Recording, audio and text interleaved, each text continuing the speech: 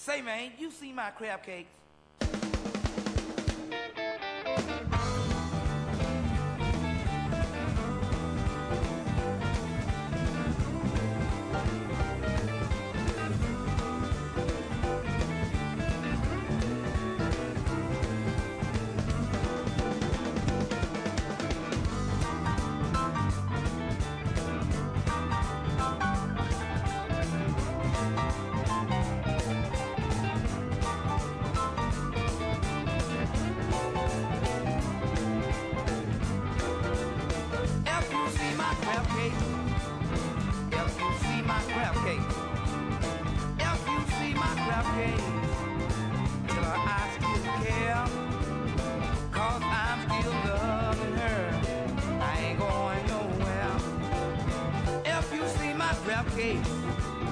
Till I'm all alone.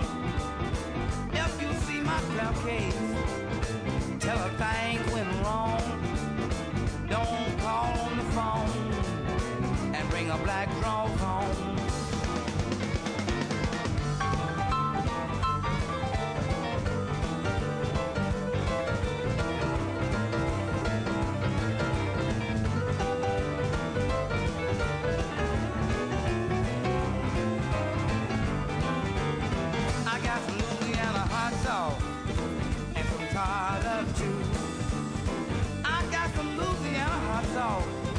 A little tartar too.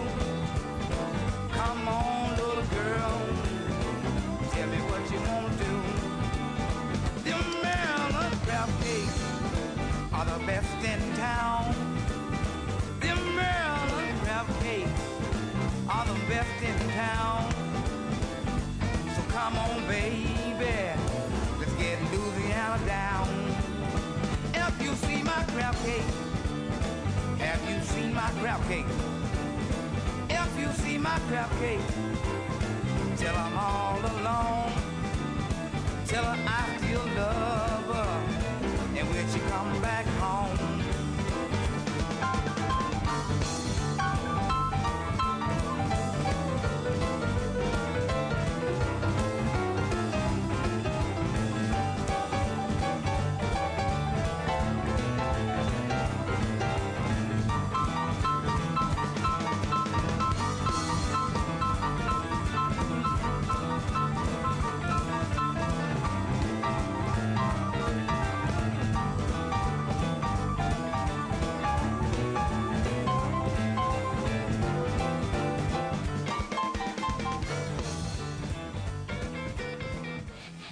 Now time for Talkin' Boxing with Billy C.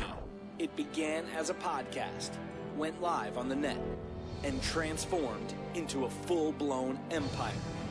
Across the web, on Fight Now TV, and on radio stations around the world. It's the only daily boxing talk radio show on the planet, hosted by the only guy with the balls to do it. Many have stepped into the ring. Many have tried to take the belt. And one by one, they've fallen. Another victim of the undisputed heavyweight champion of boxing talk radio. Talkin' Boxing with Billy C. is on now. My style is impetuous, my defense is impregnable, and I'm just ferocious. I want your heart.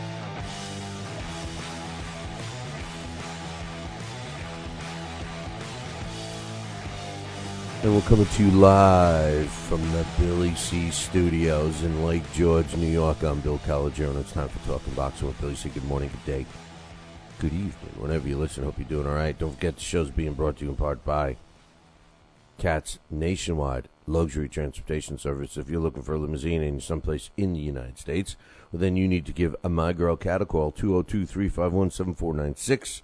That's 202-351-7496. Cat's Nationwide Luxury Transportation Service is the official limo service of this year's Billy C. Boxing Hall of Fame induction weekend gathering, ceremony, whatever you want to call it, November 16th, 17th, and 18th. Make your plans now by visiting our website, www.billycboxing.com. Click one of the Billy C. Boxing Hall of Fame banners. It's that simple. But hey, if you need a limo, you need to call My Girl Cat. Just remember, she's my girl. 202-351-7496. The show is also being brought to you in part by My friends over at the Halftime Bar and Grill, Route 9, South Glens Falls. Give them a call if you're looking for some good food, some drink specials, and a good time generally. 518-792-4869.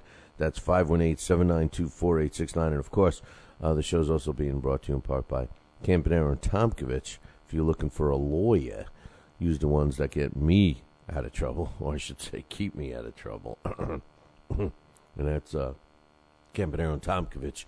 Give them a call, 845-221-4099. That's 845-221-4099. Anybody watch any fights this weekend? Oh wow, man. I mean, anyone catch, what's his name? What's his name? What is it? Yeah, Cotto. No. Floyd Mayweather. Hopefully you saw the fight. I got a bunch of mailbags to read, of course, as you would imagine, the way the Floyd lovers are. But hey, it was a great performance, and it was a fun fight to watch. We'll get into it a little deeper in a few, but let's start reading these, get these out of the way. First of all, I got the RVD Stunner. RVD Stunner says, first off, you guys need to cut down on the commercials. The first 20 minutes of the show is crazy. Second of all, the greatest don't ever say they're great. Ever heard of Muhammad Ali? I am the greatest of all time. Come on now. I'm rooting for Cotto, but boxing is swag. Listen, man. This was a response to a show from last week, I guess. First of all, it's a radio show. It's a radio show. All right. If you're watching it on YouTube, yeah, we have some sponsors that we do have to give credit to. That's at the beginning of the show. It's the way it is. As far as the YouTube commercials, don't have any control over that. Hey, you know what? If you watch any show, you'll see. Just remember, this is a show. This isn't, a hobby like most stuff that's on YouTube. It's a show. It's a television and radio show that is broadcast on many other networks and radio stations. So we got no choice. But thanks for taking the time to email us, RVD Stunner. And as far as the greatest guys don't say they're great, what we were saying that day was that in boxing you don't need to say you're great. Now, Muhammad Ali actually was not the first trash talker, but what has kind of evolved is everyone tries to do the Muhammad Ali imitation. Am I into it? No. My thing is that if you're going to talk trash, you got to be able to back it up. Muhammad Ali was able to do that, and that's my hang up with that. But RVD Stunner, thanks for giving us your thoughts on that one. Southern Sniper says, yeah, Billy, Tommy is almost dead, the poor guy. This was during the show. Miguel Cotto does have a chance. I guess it was Friday's show. I don't recall. I'm getting old, Southern Sniper. Sorry about that. But I think, were we talking about Tommy Morrison? I'm not sure which one, but I know Tommy Morrison is in bad shape in terms of his health. So that's good. As far as Tommy Hearns, he's starting to show signs of which we call pugilistic dementia, but it's actually got a name now. It's called Parkinsonism, and he is showing some signs of that. But off the top of my head, I can't think of any other Tommy. So straighten me out, Southern Sniper. Which Tommy was you talking about? My man, O'Neill Seal Belak says, listen, just call me O'Neill. He sees me struggling with his ID all the time, and he says, could you just call me O'Neill? All right, man, you got it, O'Neill. He says, good show. I think Sergio Martinez could be a hard fight for Mayweather at this point. Yeah, I can't dispute that. I don't know who's out there for Mayweather. Let's be real. You got Pacquiao and Sergio. That's it. I mean, you know, who else? Who else really? And you know, if he fights Alvarez and you know, anyone else, I mean, I just don't know if it's going to be competitive. He is that much better, you know. He is. I mean, I thought Cotto was a good match. You know, just like everybody was telling me last week, oh, this isn't going to be close. I said, listen, it's going to be a close fight. It's not so much that it was close on the scorecards, but it was an entertaining fight. I thought Cotto deserves to get credit, you know. It wasn't a one-sided beatdown, and it certainly wasn't boring. But Martinez, Pacquiao, the only two opponents I have an interest in seeing. Floyd Mayweather fight anyway. EQX says, I agree with one of your listeners. Manny will not be able to let his hands go like he usually does against Mayweather. Also, Manny has a bad habit of putting his hands down to his waist after a flurries of punches. Too many mistakes for someone like Floyd. And also, can Manny fight moving backwards? You know, it would be a very foolish mistake to put your hands down against Floyd at any time. Protect yourself at all times. I mean, you never know what's going to happen with Floyd. But I agree with you. You know, I mean, you're certainly not going to. You know, if you don't bring your best A game, your A+ game against Floyd, you don't have a chance. I don't care who you are. Including Manny. EQX has a bunch more things he wanted to say, and I'll fill you in on that in about 2. If you're in upstate New York and you need a trucking company, then you need Rosselli Enterprises. Rosselli Enterprises is trucking at its finest. They have it all. Dump trucks, dump trailers, walk-in floors, flatbeds, flow boys, tankers, loaders, and a full line of roll-off containers for any job, big or small. Rosselli Enterprises is also the source for all your sand, gravel, and topsoil needs. Visit them on the web at RosselliTrucking.com or call 315-433-5115. That's 315-433-5115 and tell them Billy C sent you. Are you ready, America? Then let's get it on with Fight Now TV. It's time, fight fans. Your channel has arrived. All the fights, all the names, all the action. From world-class boxing events to mixed martial arts showdowns and other combat sports matchups, Fight Now TV delivers the hits and more. Call your television provider and tell them you want to get it on with Fight Now TV. For more details, go to fightnow.com. We've got a great matchup tonight. Fighting out of the left corner is the #1 ranked contender. No, he is not. I'm sorry, but who are you? I am the IDO computer. I am programmed to provide only fair and unbiased boxing rankings. This fighter is the number 15 ranked contender. Fair and unbiased boxing rankings? That's a new concept. Actually, it is not. The IDO has provided unbiased computerized rankings for many years. Well, we've still got a great fight tonight, folks. In the left corner is the number 15 ranked contender. The IBO, the champion of integrity. Learn more at iboboxing.com. Check out BillyCBoxing.com now, or feel the wrath of the mighty mustache. Oh, that hurts. Why are you doing that to my face? I hate you. I hate you. That's BillyCBoxing.com. Consider this your warning. As a young boy, all Billy C dreamed about was one day having his own catchphrase. And we're back. And we're back. One boy, one dream, one day, everyone will say. And we're back. And we're back. And we're back. And we're back. And we're back. And we're back. Catchphrase coming soon to a theater near you.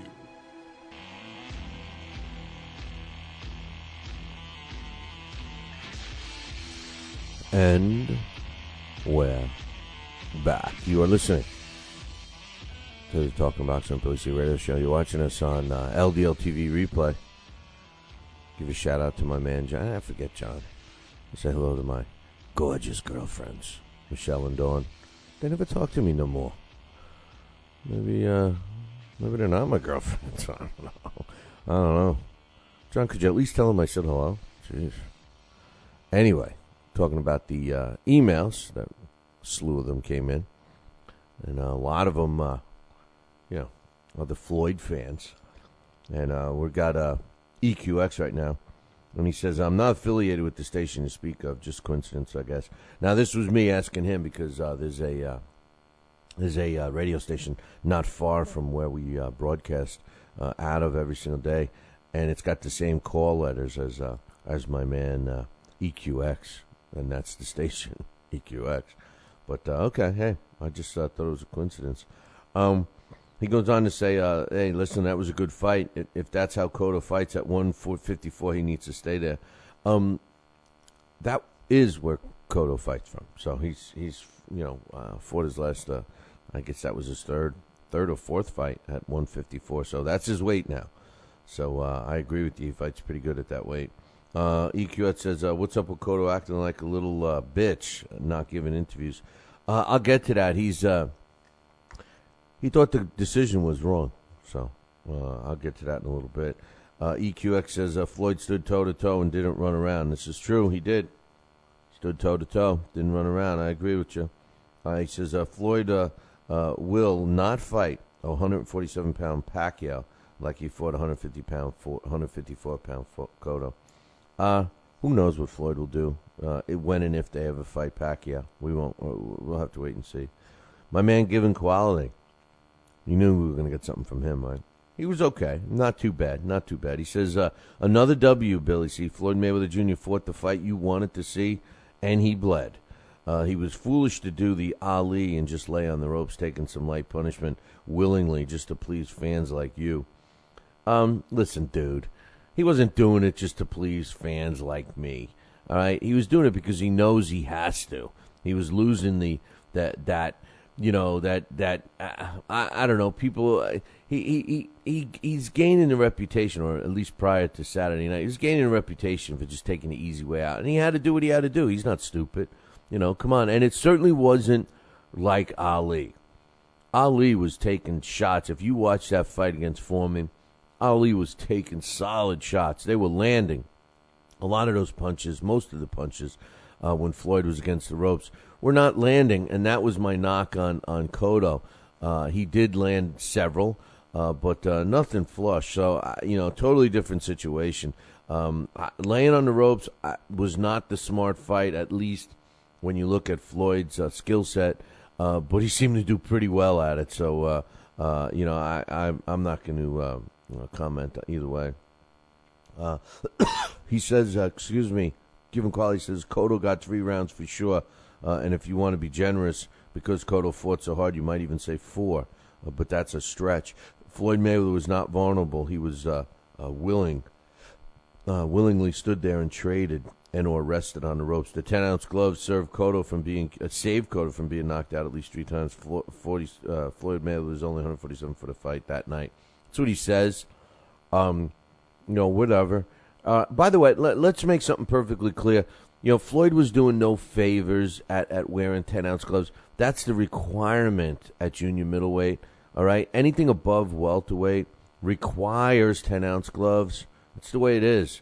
Even Floyd Mayweather couldn't change those rules, although he tried, and had nothing to do with the gloves, all right? So, Quality goes on to say, Billy, if Canelo couldn't drop Shane with just one of those 50-plus power shots to the face and body, then how the hell did Pacquiao drop him? Why did the Shane that fought Canelo not show up and fight Pacquiao? Shane looked real good, but after taking some, you know what? Because I'm not even going to finish reading that, because Given Quality's trying to, give the, he's trying to paint the picture that Arum tells the opponents to lay down for Pacquiao. Come on, man. Come on. Why do you got to ruin a performance by Floyd like he did on Saturday night with all your little ass kissing? I can't stand it. Hey, listen, I don't mind reading, giving your thoughts. I don't mind, getting it out there. But you know what? You don't know when to say when. Come on, man. Come on. You want to give the accolades to Floyd, that's fine. But we got to leave Manny out of this. This had nothing to do with Manny. We had to deal with Floyd Mayweather and Cotto. I'm willing to talk about that. So I'm not even going to finish that one. The next one says, it's all marketing and potential future business. This is referring to Bieber Bieber, however you say the kid's name, the white kid, the white kid that was in the posse. He stuck out like a sore thumb. A little pure white. I mean, he's white as this piece of paper. Holding all the belts that somebody needed to help him with. I mean, the kid couldn't, can even hold a soda can by himself. He says this is all about marketing. Justin Bieber has the pulse of the young white community little girls. As soon as they heard through Twitter that he was escorting Mayweather out, they all rushed to the TV and ordered the pay-per-view on Daddy's dollars. They don't even know Floyd, but they wanted to do that. Whatever. Of course, it was marketing. I mean, how many accolades can we give Floyd? How many can we give him? I mean, Justin Bieber, whatever. I don't know how many. I got news for you. I don't know how many little girls rushed and ordered the pay-per-view on Dad's dollar. I am not sure about that, but it clearly was a marketing move. Thanks for the one-sided emails, giving quality. My man Bajorn, he says Floyd showed he could stand toe-to-toe with a great 154. You see, now this is what kills me about you Mayweather fans. Today, Cotto was great because Floyd beat him. Today, he's great. On Friday and all last week, all we were hearing about was Cotto doesn't have a chance. He's not the same quality. He's not this. He's not that. Blah, blah, blah. Now he's great because the fight's over. This is called Monday Morning Quarterback. Monday Morning Quarterback. Same thing about when Pacquiao fought De La Hoya. Oh, poor Pacquiao, until the fight. Oh, well, Mayweather was drained. He was this. De La Hoya was drained. So, yeah. Cotto was pretty damn good. Yeah, I agree with you there, Bajoin. He says, I noticed that he fought Cotto exactly how he sparred Henry on Ustream. It was way more exciting than that sparring session. I think Floyd wanted to make a statement that he can stand toe-to-toe and win a war. I agree with you. He wanted to shut guys like me up. That's clearly what he was trying to do, and he did it.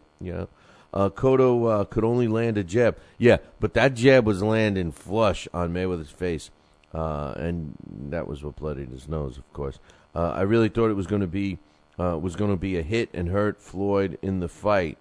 I really thought he was going to hit and hurt Floyd in the fight, and did not hurt him at all. And he didn't hurt him at all. He couldn't land a real solid shot with Floyd standing right in front of him. You're right. He couldn't land a solid shot. Cotto failed to land a solid shot. There's no question about it. I think that it was clearly a combination of two reasons. Number one, Floyd Mayweather. I mean, that's the number one reason he didn't hit a nice flush shot on Floyd. Floyd's hard to hit, And number two, Cotto was never an accurate puncher. He was throwing plenty of punches. I think he should have thrown more. He stopped throwing combinations after the fourth one. Left, right, bam, and he stopped. He needed to keep the flurries going because Floyd is, watching these punches, and he was pretty much seeing every punch. And Cotto doesn't have any blazing speed, so, I agree. I think the general pat on the back has to go to Floyd there. He says, I think Floyd could have made this a boring fight like he usually does, but he chose to stand in there and show that he could fight Cotto's fight. Yeah, he could have easily made this a typical boring Floyd Mayweather fight, but he didn't, and I give him credit for it. He goes on to say, last thing, he says, I think Floyd could have fought the same old Floyd and just outpointed but Cotto, but he spelled cotton, but it's Cotto. But he knows people want to see a toe-to-toe war. That was the major criticism by people. Floyd's fights are boring. Sound familiar? Yeah, I know. That's what I said. Yeah, well, you know what? He needed to fight like that. He needed to show that he can be exciting. Hey, he wants to increase his buys. Now, the people that didn't buy that fight, and they are listening to this show today, or they're reading about all the accolades that everyone in the business is giving Floyd, rest assured they're going to buy his next one. Same thing happened to B-Plop. the guy was a boring hug and headbutt type of fighter. He had a couple of exciting fights, and then they thought that they could sell. But the difference is people actually want to buy Floyd Mayweather stuff, and no one wants to go near Bernard Hopkins. Bobby's got a bunch of stuff here that he wants to mention. He says, first of all, the undercard wasn't what I expected. You and about 1 million other people that bought it, it was terrible undercard. I thought that on paper it looked like it was a much better card, but man, was I wrong about that. He said, Vargas looked sharp against an unwilling opponent. Quintana put on a good fight and got the KO, which was a good one. I hated to see Mosley get destroyed. Those body punches were folding Mosley in half in the middle of the fight. Mosley was taking some serious bombs, and his chin was still there. It was amazing. Now on to the Mayweather fight. Wow, Floyd did things in this fight that we haven't seen since he fought Gotti. My goodness, what a fight. He's got a lot of other stuff to say. Let's comment on that. The difference between that and the Gotti fight is Gotti was a smurf compared to Floyd. This time he fought a guy that was bigger. And by the way, Floyd was older, so I give him credit for that. As far as the Quintana fight, man, that doesn't surprise me. And in our post-fight show we did on Fight Now, I said that. I said that right off the bat. That didn't surprise me. DeAndre Lattimore was an overrated fighter. He had one good fight in his career, really. In his last outing, he looked pathetic, struggling. He almost blew that fight, with a guy that was just a slug in the ring. I mean, literally, he punched as quick, as fast as a slug. And he dropped DeAndre at least two times at the end of that fight. So it might have even been three. I'm thinking two. I'm pretty sure it was only two. So DeAndre Lattimore was exposed, and I think one of the commentators said it best when they said, he just looks like a fighter that feels that he didn't sign up for this. Right, and I agree with that. They were expecting a light, easy matchup. When they put him in with Carlos Quintana, who hadn't fought in over a year, was moving up in weight, blah blah blah. But we've seen Quintana fight, and he's no joke. There's no question about that. And finally, the Vargas fight. Vargas looked pathetic to me. Vargas looked pathetic. He took 2 steps back with that performance. It was lackluster. It was a snooze fest. It was terrible. It wasn't worth a nickel. And I tell you, he dropped in status as far as I'm concerned in that fight. And I'm convinced that Jose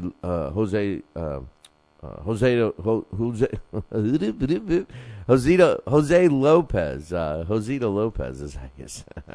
Man, there's a blooper, right? Josito Lopez, I think, won Jesse in the Jesse Vargas fight.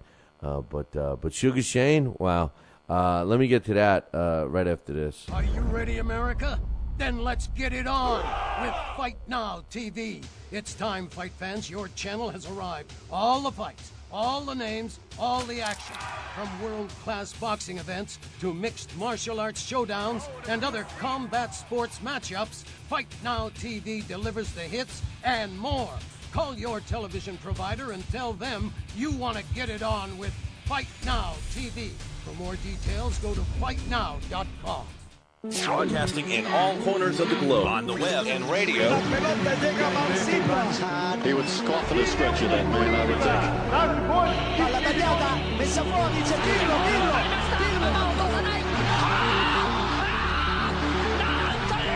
think. You're listening to Talkin' Boxing with Billy C. From upstate New York in the good old US of A. Boxing is here to stay because we are here to stay. The best 2 hours of boxing talk on the airwaves. Hey, fight fans, check out KOFantasyBoxing.com. KO Fantasy Boxing is boxing's only trademarked fantasy game. Check it out, www.KOFantasyBoxing.com. Select your own gym, your own fighters, track them through a season that can last from 3 months to a year, depending upon which league you join. You got to check this out, man, www.KOFantasyBoxing.com. Join it today. Again, www.KOFantasyBoxing.com. And tell him Billy C sent ya. Now back to Talkin' Boxing with Billy C, the only radio host man enough to take a punch from Mike Tyson. Wait a minute, man. Hold on there. Jeremy, man, I need you to take this one, all right? Wait, what? No way. I can't do this. Need I remind you I'm Billy C, damn it? Now put on that mustache and get in there. Hey, look at me. I'm Billy C. Crap.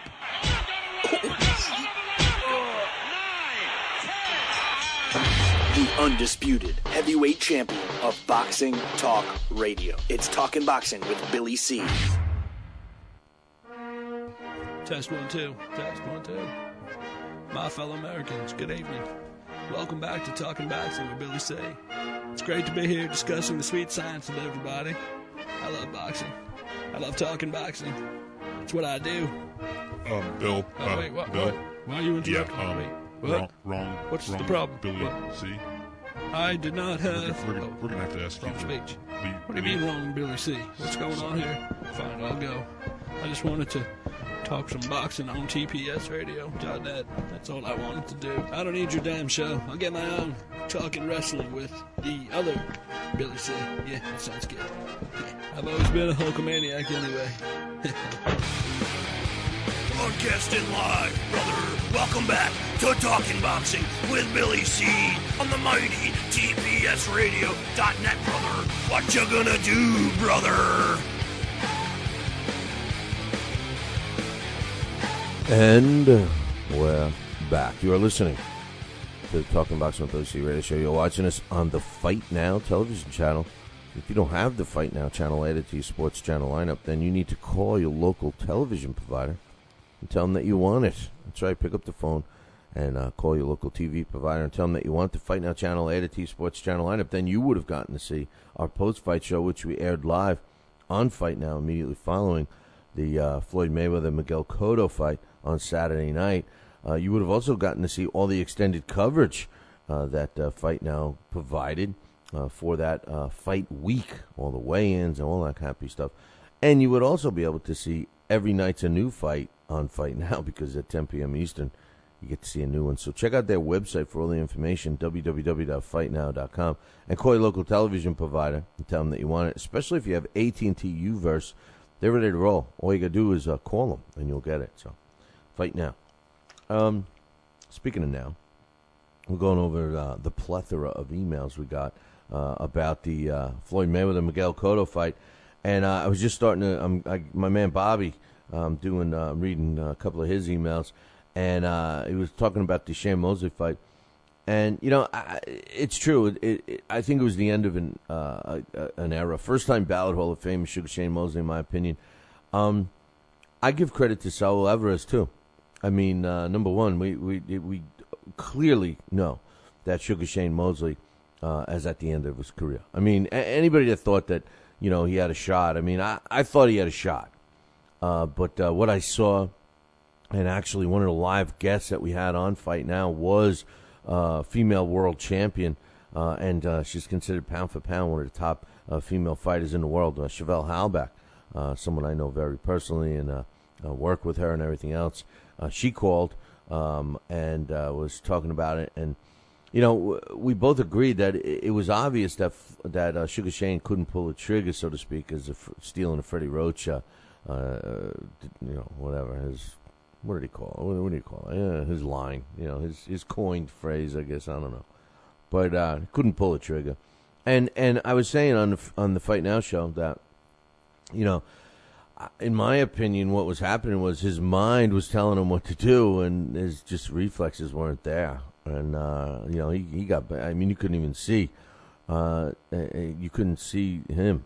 He was pretty banged up, I thought. But anyway, sad to see, but it's what happens in the sport. Bobby goes on to say, Floyd threw 4 and 5 punch combinations. You said they were slapping punches, but what I saw for many of those combos was Cotto's head being slapped around, and Cotto was hurt on multiple occasions. From round 1, Floyd was out throwing and outlanding Cotto, and after watching the fight the first time and over again, I'm sure Floyd was instigating half or more of the rope exchanges and certainly the middle of the ring exchanges. What we saw that we haven't seen is Floyd bleeding. First of all, there's no way he threw more punches than Cotto in the first few rounds. I think the problem with Cotto was the fact that Cotto wasn't landing him. Now, You said he threw more. He didn't throw more. The difference, and this is a huge difference, is that Floyd is unbelievably accurate with his punches. When Floyd throws a punch, it lands where Floyd wants it to. That's what makes him so great. And sprinkle in his defensive ability, and, if he could just duct tape his mouth shut, you would have a true champion in my mind. Now as far as skill goes, it would be hard to argue, for this era. I still feel the way I do. I'm not going to put him in my all-time top 10 great, my all-time great top 10. He's not in the top 10. He may squeak into top 25, but I think he's beyond top 25. But that's my opinion. But if we're just going to focus on this fight from Saturday night, there's no question that he looked really, really well against Cotto. There's no question. As far as hurting Cotto, I saw him hurt Cotto one time, and that was at the end with that uppercut. That's it.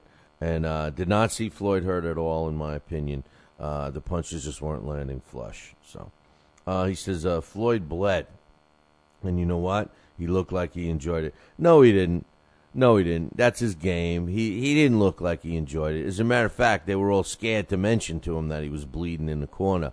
One other thing I noticed big time is that I don't think he was getting any kind of instruction in the corner from Roger, other than, attaboys. Other than attaboys, everything that Floyd does is Floyd. So give him credit for it. Floyd, if he makes an adjustment, it's Floyd's adjustment. If Floyd, decides to counterpunch off the ropes, that's Floyd's. He was not getting any instruction, in my opinion, in that corner. So I'm not gonna give that kind of credit. He wasn't enjoying it. Yeah, he bled, which was interesting. I enjoyed seeing the blood. That's for sure. And yes, he when he was getting himself against the ropes and everything, he knew exactly what he was doing. Listen, Floyd was in total control of the fight. He says, he looks like he enjoyed it. Yeah. He says he was going back to his corner, laughing and joking and smiling. Hey, listen, when somebody gets hurt in boxing, what's the first thing they do? Oh, that didn't get me. That didn't hurt. If you think that Floyd went back to his corner happy that he was bleeding, you guys you're not too sharp, because believe me, that bothered Floyd, and so did him getting busted up a little bit. Yeah, he talked about it. We'll get to his quotes a little bit, but he talked about I took my bumps and bruises tonight, but that's fighting. Yeah. You know what? He took them, but he didn't enjoy it. Don't think for a minute he enjoyed it, because he doesn't. He took it like he should, and he reacted the way he should, letting it roll off and not affecting him, but he didn't enjoy it. So I'm not going to give you that. I'm not going to give you that he enjoyed taking shots and bleeding, because he didn't. He looked fresh all the way. Yeah, you know what? I got to give Floyd 100% credit about that. Floyd was in phenomenal shape, and he always is. And you know what? An interesting thing, I never noticed him at all in that whole fight, from the beginning right through the last tick of the clock, that he looked at least a little bit tired. Never once did he look tired. And I think that surprised Cotto a lot. Cotto started to fade a little bit, came back. I mean, they were both in phenomenal shape. But Mayweather never even breathed. He was never even breathing hard. Phenomenal shape. And a lot of people got to give Floyd credit for that. We all know that he stays in shape all year round. But, he was in great shape Saturday night. There's nothing negative I could say. He says, screw his jab because it'll land. Cotto didn't land much else. But his jab, even though he was throwing 5 and 6 punch, he was not throwing 5 and 6 punch combinations. That's the problem with Cotto. He was only throwing 4 at the most, while Floyd was pushed into a corner. Now on to your analysis of Mayweather-Pacquiao. He says, number one, Pac is smaller than Floyd. Cotto is the same size. I agree with that. Number 2, Pac's reach is shorter than Cotto. Floyd's reach is longer than Cotto's by 5 inches. I agree with that. He says, number 3, styles are completely different. Cotto is a bully. Pac is a darter.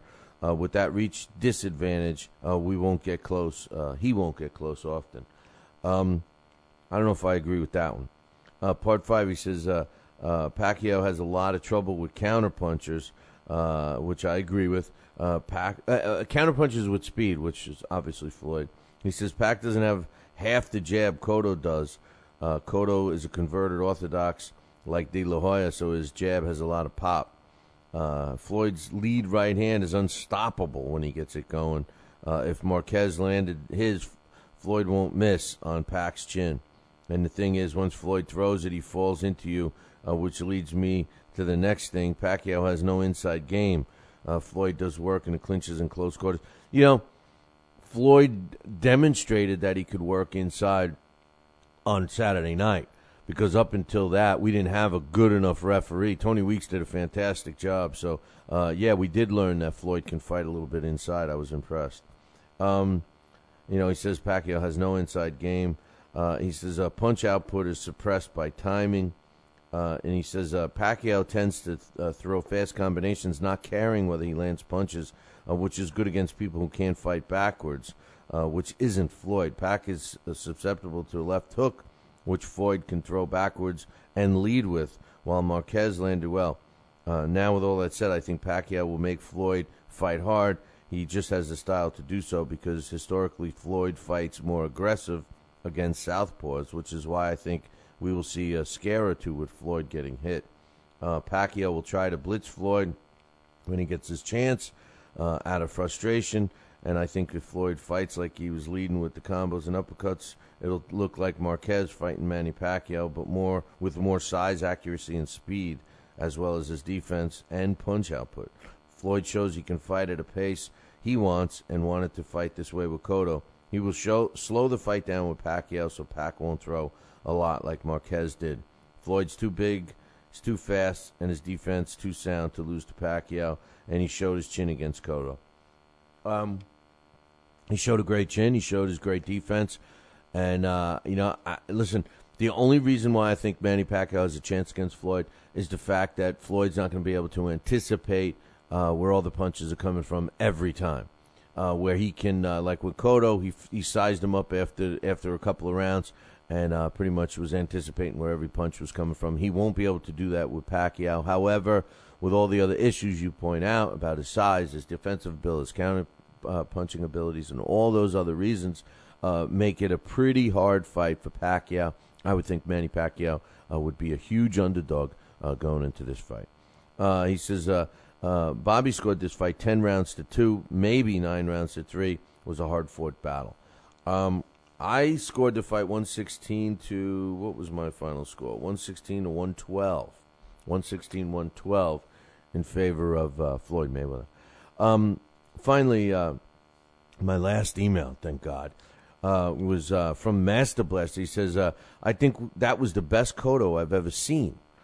He made fewer of his usual mistakes, which I thought surprised Floyd. Floyd was going for a knockout, which is why he lured Cotto to pocket fight in the corners. I like the way Cotto didn't fall for Floyd's trap by just jumping in.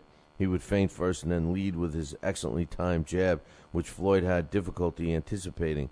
The effect was even when the jab didn't land. It was able to get Floyd out of position so Cotto could follow up with more. Yeah, it was surprising that Mayweather had no answer for that jab, and it did land. Not only did it land, that was snapping Floyd's head back, but it never hurt him.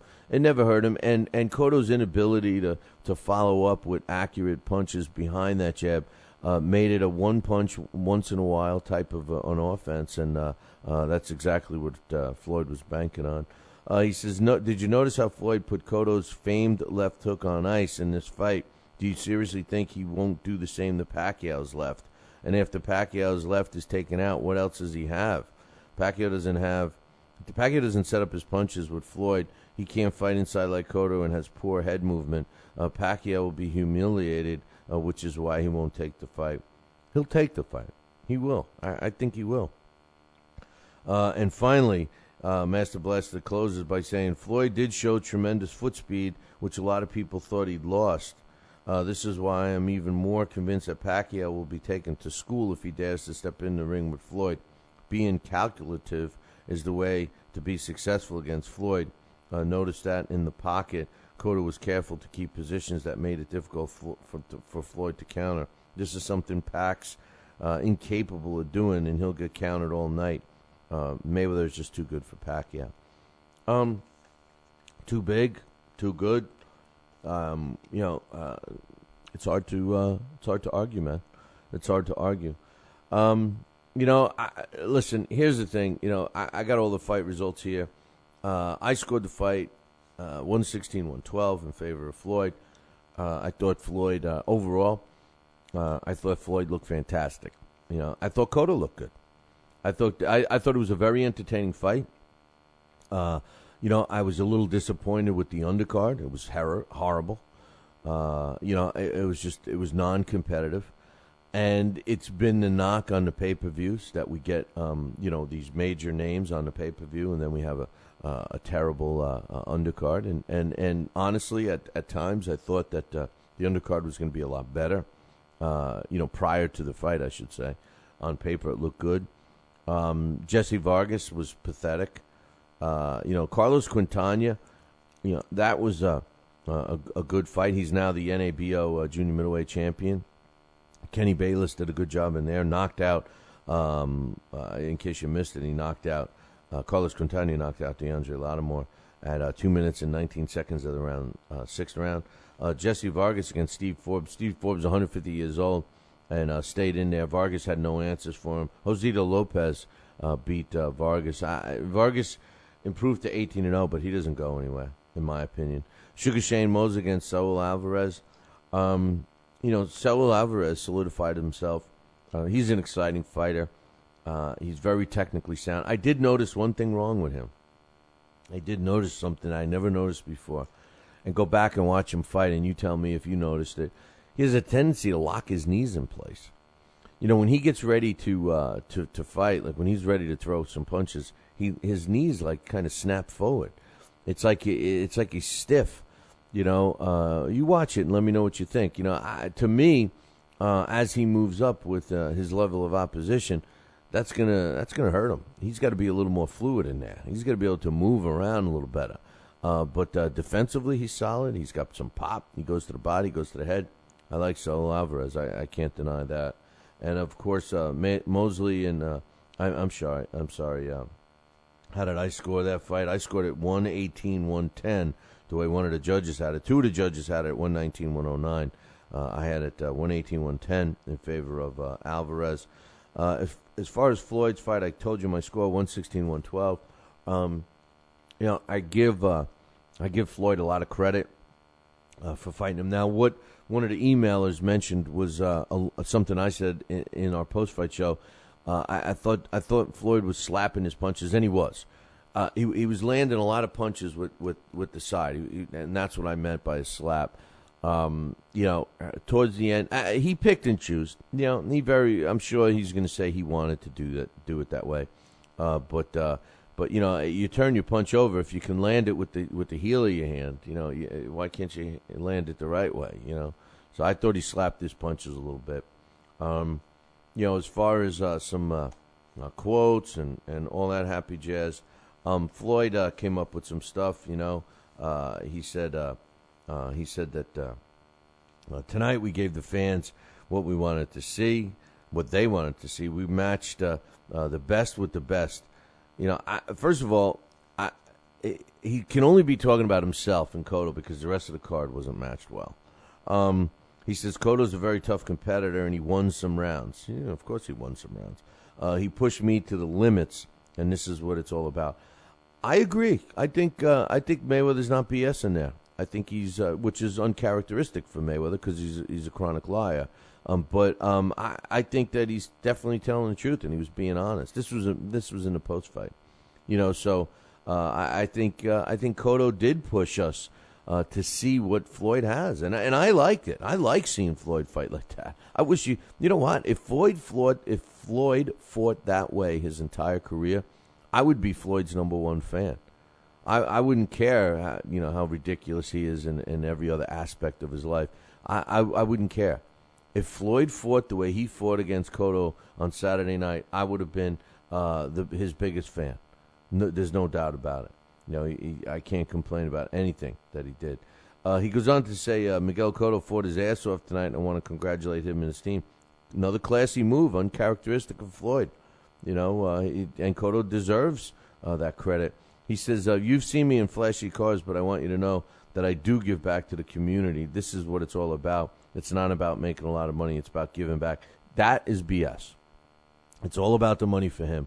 And giving back, what's he referring to? Did he donate anything to a cause? Did I miss something with this quote? I think what he meant, and I'm just assuming that he meant giving back to the community, like giving them a good fight. Well, hey, Floyd, nothing for nothing, but that's what we're paying for. We're paying to see a good fight. So that's not giving back to the community. Giving back to the community is when you go and donate some money to a cause, to the homeless, feed the homeless, do that. That's giving back to the community. Taking some time out of your busy schedule and meeting with some sick kids or something like that. That's giving back to the community, not performing the way we expect a guy that claims he's the best fighter in the history of the sport, to get our money's worth. That's not giving back to the community. So I don't agree with him there. He says, I don't want to be on TV and not give you guys what you deserve. Okay, that's more realistic. Cotto's a good puncher. He didn't win more than 30 fights for nothing. I was the first fighter to fight him at a weight that he's comfortable with. I actually came into fighting at 147. That was his little subliminal kick and slap to Manny Pacquiao, because everyone complains that Cotto had to come in drained and everything else. And all I say to that is, shouldn't have signed the contract. Don't complain. Sign the contract at what you want, then shut the F up. So that was his little cut to Pacquiao. Goes on to say things happened tonight if we both had to, and we both had a fight. But the main thing is that he got the victory, meaning himself, Mayweather. He says, I think tonight was a cool fight. The fans are happy. It's about impressing the fans, blah, blah, blah. He says, I sense that sometimes Miguel was breaking down, he would come back sharp. Miguel Cotto was in shape. The right hook and the uppercut was working for me tonight. He just started using the uppercut towards the end of the fight. He said, I watched tapes of Shane Mosley when he fought Cotto, and I saw that the right hook was working, so I used that, and Zeb Judah was successful with the uppercut. So, he says, tonight I got a few bumps and bruises, but that's part of it. I could have made it a very easy fight, but I was going for the knockout. Cotto was in tremendous shape. Our game plan is to win. Cotto surprised me, and his record reflects where he is today. It's all about winning. That's what I did. I'm not going to fold under pressure. Cotto couldn't keep his head held high. We're both winners tonight in our own way. Another classy move.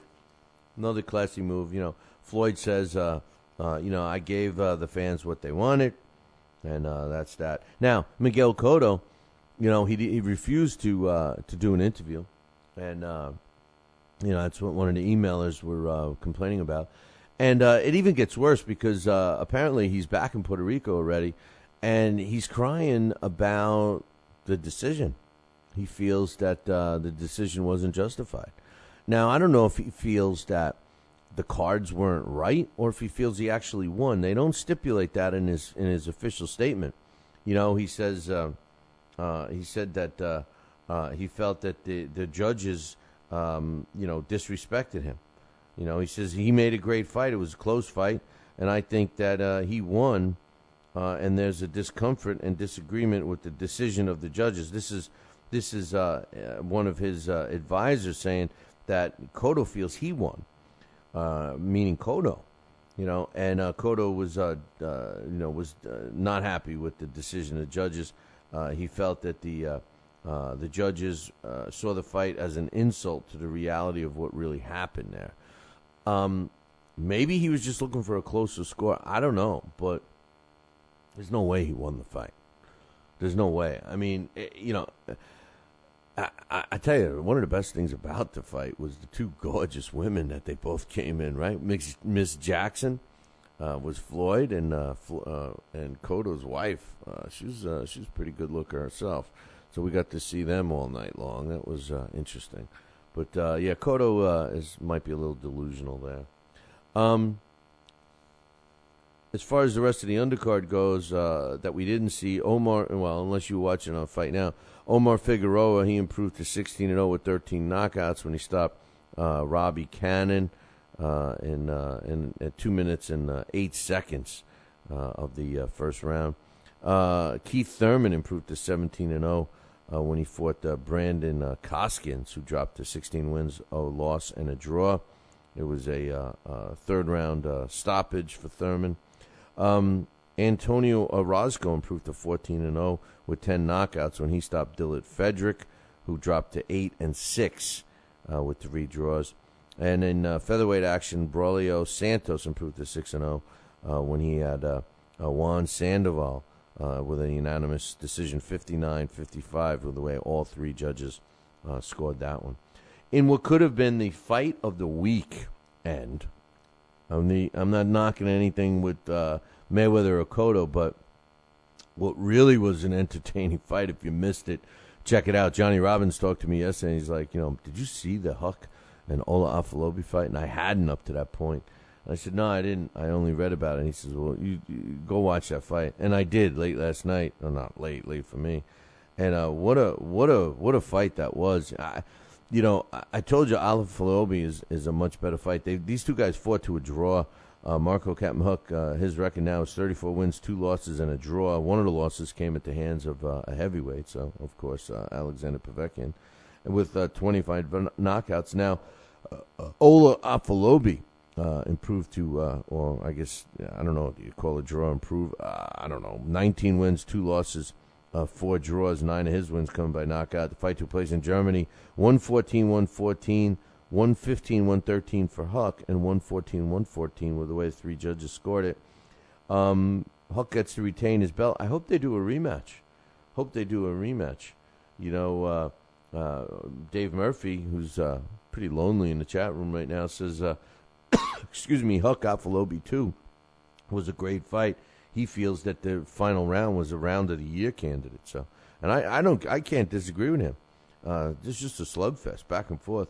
I'm telling you, I think, he thinks Huck won. I thought Huck won a little bit, but I think the same, but by a little margin, I should say, but I think the same problem that Huck lost a close decision to Alexander Povetkin in his last fight was the reason why this fight was as close as it was. Huck has a tendency to not throw enough punches. He stands there and waits. He throws 4 more punches around. He wins this one, too. The co-main event, Robert Stiglitz. Listen, you got to give Robert Stiglitz credit. I mean, this is a guy that got his title. He's the WBO super middleweight champ, and he's just gotten better and better. Now, I'm not saying that Nader Hamdan, who he fought at 38 years old, who now has a record of 43 wins, 10 losses, and a draw, is anything to jump it, do a backflip over. But the bottom line is it was a one-sided fight. And Stiglitz dominated from start to finish, 120-108, 117-111 twice was the way the judges scored it to improve Robert Stiglitz to 42-2 with 23 knockouts. Hey, don't go anywhere. I'm going to come back with the rest of the results, all in about 2. Talkin' Boxing with Billy C. now has official merchandise available on TalkinBoxing.com. T-shirts, sweatshirts, hoodies, and mugs. And yes, even undergarments. Talkin' Boxing apparel is the perfect gift for the boxing fan in your life. Log on to www.talkinboxing.com. That's TalkinBoxing.com and place your order today.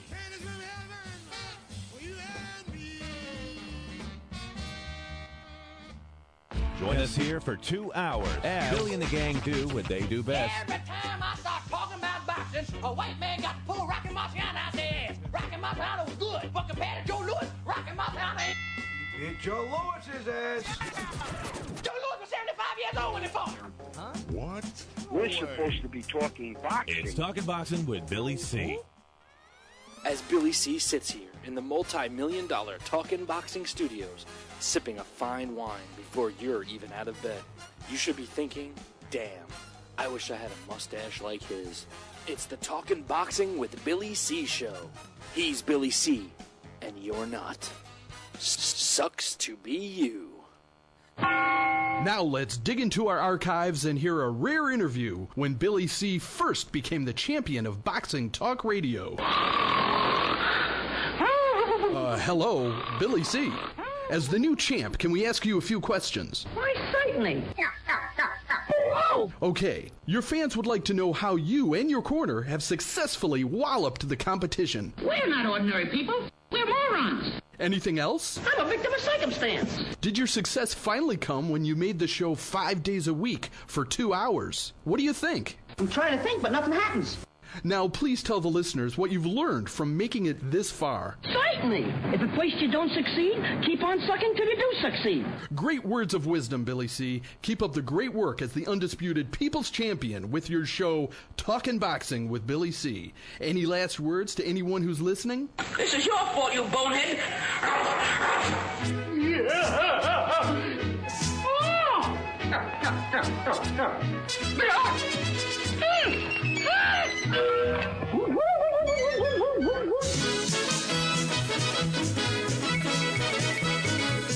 And we're back. You're listening to Talking Boxing with Billy C., a radio show. You're watching us on the Fight Now television channel. If you don't have Fight Now on your sports channel lineup, you need to call them right now and tell them you want it. That's it. It's that simple.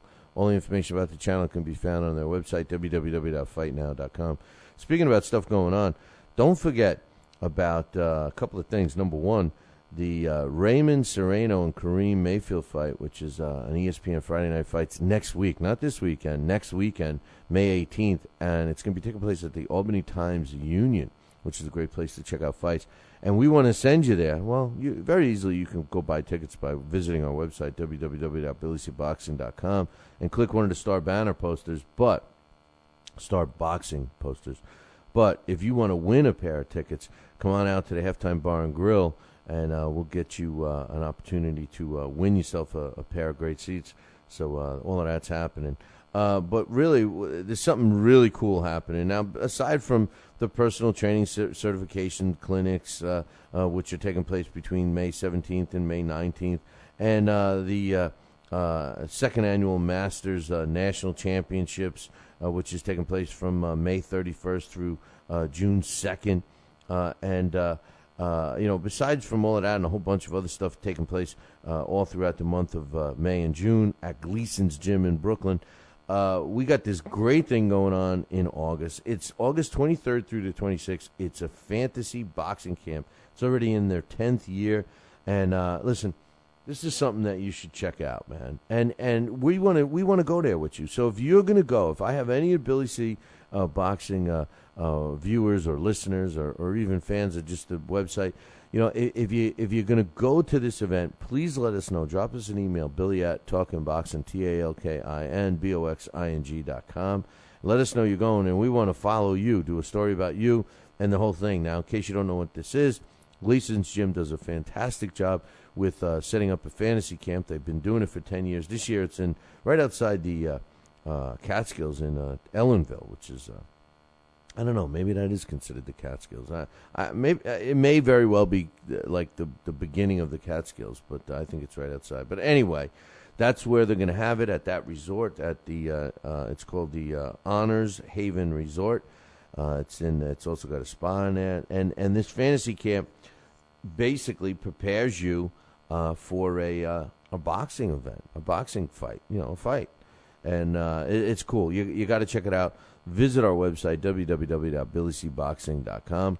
And on the right-hand side, you'll see a banner that says Gleason's. Click it. It'll take you right to Gleason's Gym. Get yourself signed up and tell us about it. And make sure you tell Gleason's that we sent you over there, and you'll get a discount. Tell them you want the Billy C. discount. So Gleason's Gym, a lot of stuff happening on at Gleason's for the month of, from now throughout the end of the year, really. We got, Huck after that fight. I was just talking about the Stiglitz fight, but Captain Huck says, I'm a real fighter. I fought mandatory fights, and I don't back away from anybody. And they were all like, maybe you should give this guy a rematch. And I think he may. So we'll have to wait and see what happens there.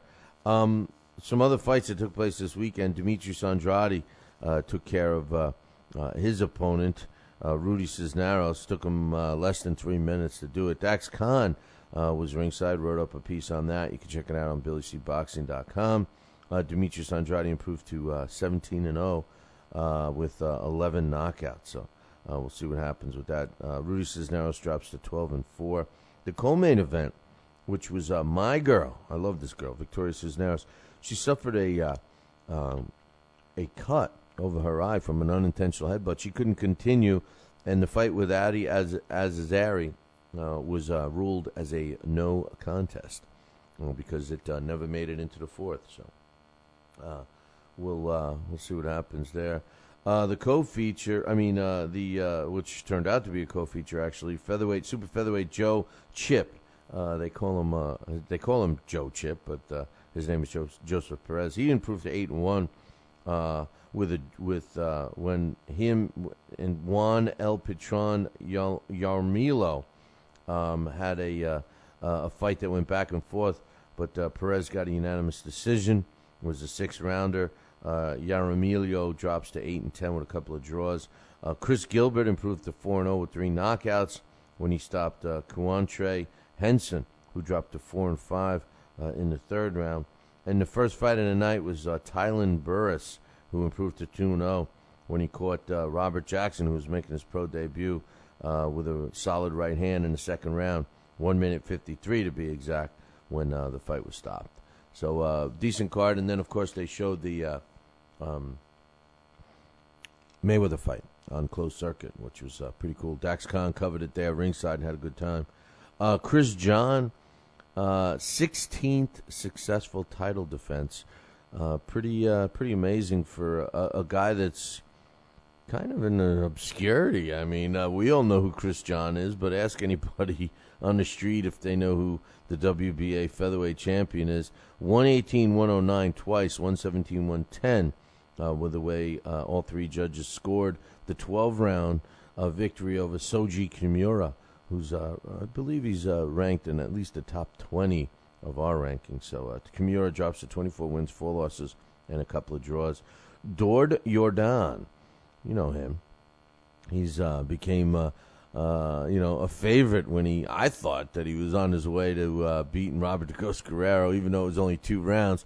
Robert DeGhost, or maybe 3, I don't know. Robert DeGhost found a way out of that fight with the cut. But Dord Yordan, he scored a second round TKO over Lorenzo Villanueva, who had not lost going into that fight. Villanueva now has 22 wins and a loss, with 21 of his 22 wins coming by knockout.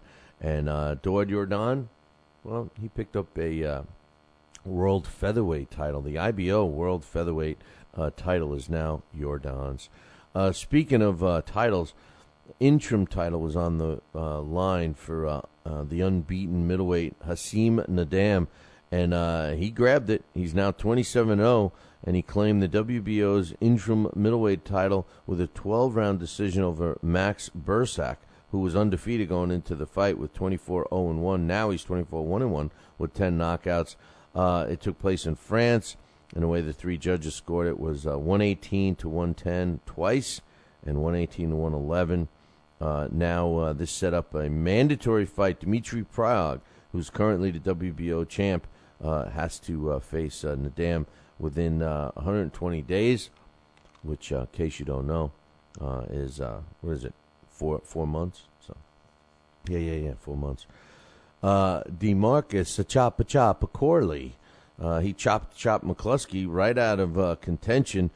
Former junior welterweight champion DeMarcus Choppa Corley improved to 39 wins, 20 losses, and a draw with 22 knockouts when he not only beat, but he stopped Paul McCluskey in the 10th round.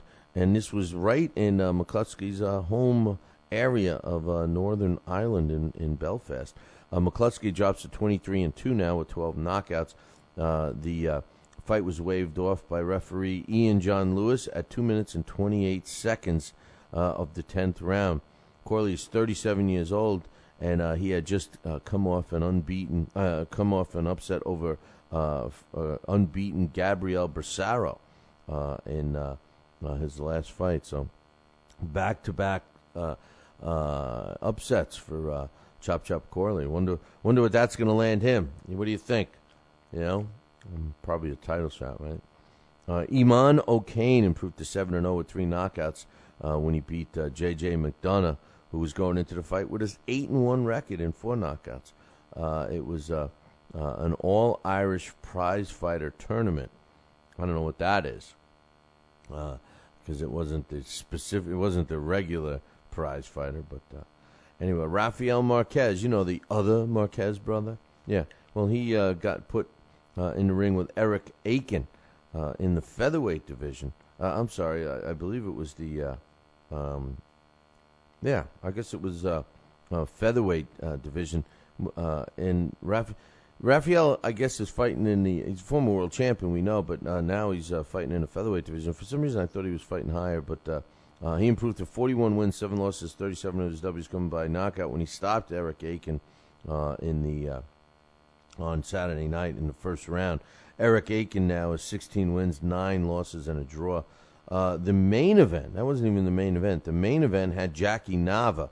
And Jackie Nava is the WBA female super bantamweight champ. She improved to 27 wins, 4 losses, and 3 draws, and obviously retained her belt against Diana Ayala, who has a 12-win, 7-loss, and 3-draw record as of now. Friday night we had some fights, and Ponce de Leon was actually the main fight of Friday night, and he won a decision over Eduardo Lascano, who dropped to 24 wins, 3 losses. Now, Ponce de Leon, we know, is a former champ and all that happy stuff, but he just picked up some BS WBC belt in the super featherweight division. So Daniel Ponce de Leon is now campaigning as super featherweight. I expect him to stay in that division now that he's got this belt, or whatever it is. He improved to 43 wins, 4 losses, 35 coming by knockout. Ishii Smith, he improved to 23 wins, 5 losses after being out of the ring for over 18 months to stop A. Bruce in the 4th round. A. Bruce was a guy that was kind of on his way up. He drops to 21-7 right now, and the referee, Kenny Bayless, stopped that one at 2 minutes and 10 seconds on Friday night. And in the featherweight division, in the female ranks, Jessica Radowski, I think. I don't know. You know me. I can't even pronounce my own name. She improved to 32 wins and 3 losses with 12 knockouts. She hadn't been in the ring since 2009, and she was successful in stopping Brittany Cruz, who dropped to 8-6-1. In the 4th round, it was over, and Vic Dracula stopped it at 121. And to open up the night, that was actually broadcast on, I believe, Fox Deportes, junior middleweight Daquan Arnett improved to 3-0 when he took care of Jose Martel, who drops to 2-2.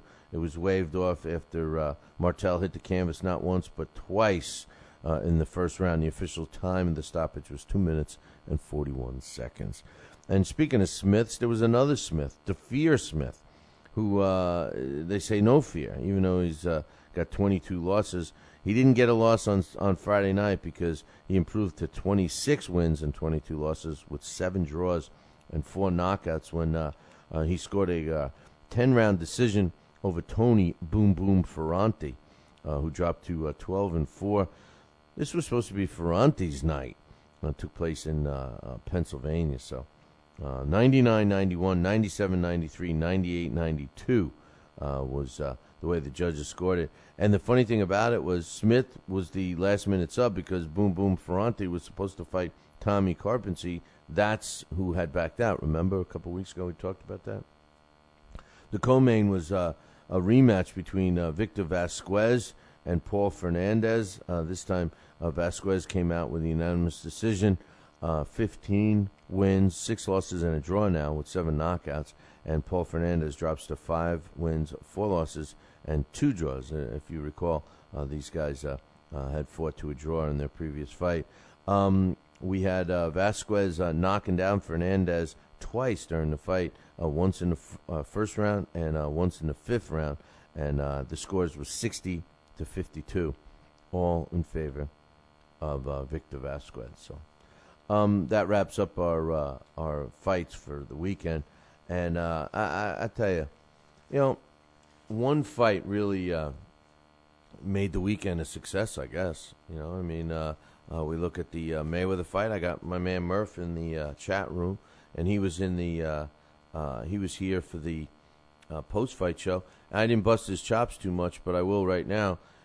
I know that he knows now that he was wrong about Miguel Cotto, because he said that Miguel Cotto was going to be an easy fight for Floyd. Now, if you look at the scorecards, I think it was a one-sided fight as far as the scorecards go. But come on, Murph. It wasn't an easy fight for Floyd. I think he won the fight, and I think that Floyd, Floyd's mind, the way he wins fights, is really, I hate to say this because I certainly wouldn't want anyone to emulate Floyd Mayweather, the man, but as far as Floyd Mayweather, the fighter, goes, there's one thing that Floyd does that you got to give him credit for. Floyd is a fighter that his goal is to win every round. And Murphy's saying that Floyd slipped a bit. I don't know. I thought that he was slapping his punches a little bit. He probably was doing it intentionally because we all know that the guy is technically sound. You got to assume he's going to slip a little bit. He's getting older now. He's 35. I can't say he slipped. I think he looked good. He was interesting. He was exciting. I thought he fought a legitimate opponent, and again, Murphy, I don't know how you can say that. He's saying his defense wasn't as sharp. Listen, I can't stand the guy, but I'm going to give him credit. I mean, his defense was sharp. Listen, I'm not saying that Miguel Cotto is a world beater, because he's not. But Miguel Cotto is pretty damn good, and he is a pound for pound, or at least he was. I think he was at number 10. He's a top fighter, and Floyd went up in weight and fought him, and Cotto couldn't land anything flush. If he would have, I think he hurts Floyd, but he didn't. So you got to, defensively, I think that Floyd was solid. The thing I hated the most, the thing I absolutely hated the most, was the commentating. Man, I don't know about you guys, but I have become, I've said it all the time, but I am so sick of listening to the punch stats. Jim Lampley has become reliant. All he can do is wait for those stats. Do you realize that we were getting, after the first round, we were getting punch stats before the round began, we were getting punch stats during the round, and we were getting punch stats after the round. Every round after the first round, we were getting all of the statistics. And Lampley would turn around and say that the fight was being won, and he would talk about it based on those statistics. And even when Harold Letterman gave a round to Cotto, and Lampley throws up the stats, he says, "Well, I guess he's giving him," and that's when Harold said something about, that's a gimme round. Us judges give a round to the fighters for showing up, or he might have said it during the Sugar Shane fight. I don't know, but and then that prompted Lampley, the whole challenge. I don't want to disagree with you, but when you see that he landed this and landed that, how can you discuss a fight that's being scored by another human being, and all of a sudden you're going to base your discussion, your mindset, and whatever you're talking about on someone else's subjective opinion of whether the punch landed or not? Because let's face it, That's all it is. You know, you might have seen a punch that you thought landed, and my angle, I might have seen that it was blocked slightly by a glove, and you score that as a punch landed. That's what happens with judges, and what makes you think it's going to be any different with punch stat people? They're positioned on the around the ring. They're going to be seeing the fight perfectly when it's in front of them. If their back is turned, if the referee's in the way, if something has happened away from them, they cannot record it as effectively. To base your commentating on statistics that are subjective is totally ridiculous. And if we had to pick one reason to get rid of Lampley, I know we could blame his glasses, but we won't. But the bottom line is we got to get rid of him because he can't. He's lost the ability to call a fight because now he needs the punch stats as a crutch, and it's terrible. It's terrible because I don't even believe those punch stats are accurate. I hate them. I don't mind seeing the stats after the fight, just as an information purpose only. But every 3 times, before, during, and after, every single round, and to discuss it, come on, man. I think it's a joke. I think it's a joke. Hey, kudos for Floyd Mayweather Jr. Realistically made the most guaranteed money minimum. Now there's people are talking about him today making somewhere near $50 million. They said originally they anticipated about 42, and then it went up to about 46. Now this morning they're projecting the pay-per-view sales could have been up higher than they thought, and Floyd could be walking away with close to $50 million for this fight, 48 to be exact. And he was guaranteed $32 million. Now here's the interesting part. He's got no promoter, right? He promotes himself, but Golden Boy guaranteed him $32 million as a purse. I wonder how that works. Like, how do you, as a promoter, who have no signed agreement with a fighter, how do you guarantee him so much money? And then he's got a piece of everything. He had a piece of every T-shirt that was sold, every hot dog, every beer, every soda, every water. So he's going to be making close to $50 million from that fight. I guess that's a lot of cigarettes he can buy in the commissary in the jail that he's going to be sitting in at the end of the month.